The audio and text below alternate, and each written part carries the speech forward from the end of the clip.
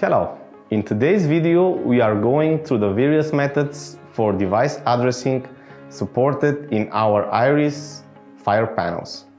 There are several ways to give addresses to the devices. The device addressing method depends on the system configuration, characteristics of the installations, or even the installer's preferences.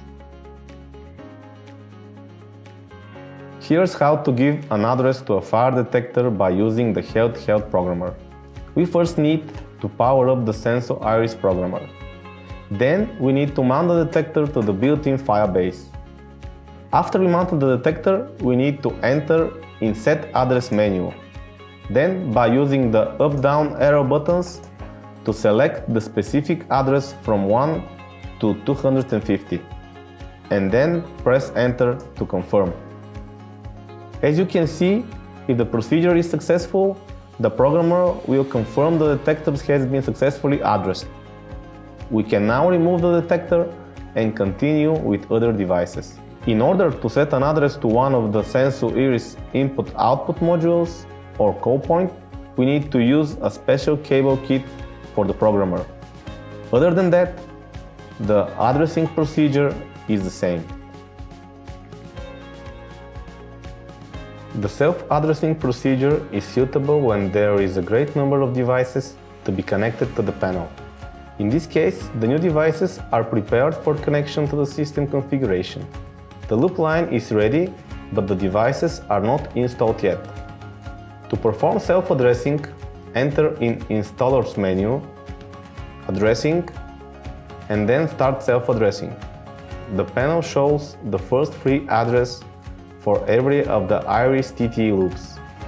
Now, the installer can start mounting detectors and modules one by one. The panel will set the displayed address number to the mounted devices and automatically proceeds with the next free address in the system. The self-addressing menu shows information about the total number of devices connected to every loop. As we already mentioned, in the next address field, the panel shows the first free address for every of the loops. However, the panel skips the addresses that have already been used and will jump to the next free address number. You can scroll over the address number using the arrows or directly enter a digit via the keypad.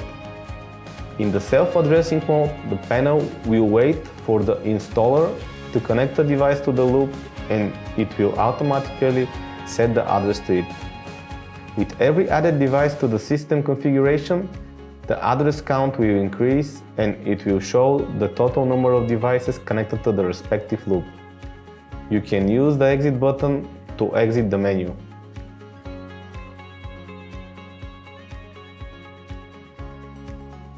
The other option for device addressing by the panel is called auto-addressing. What's different here is that this procedure is done after the installation of the loop is completed. All the devices are connected and mounted. There are two methods, auto-addressing by ID numbers or auto-addressing by isolators. In one of the cases, the panel uses the unique ID numbers of the devices to set the addresses. In the other, it follows the loop line, but in this case, all the devices have to be with isolator.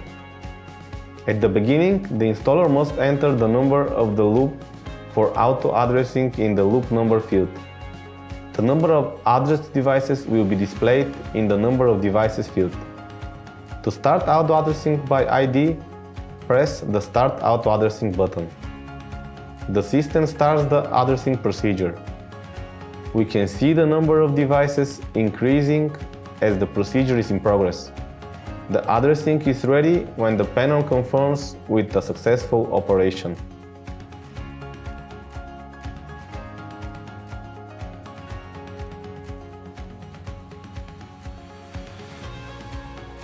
In this submenu, the installer can change the address number of a device. To change address of a device, enter in the installer's menu, Addressing, Change Address. We can use the arrow buttons to select the address and loop number of the device we want to change. In the field New Address, Select the new address number for the device. If the address is free, the Apply button will appear on the left-hand side of the screen.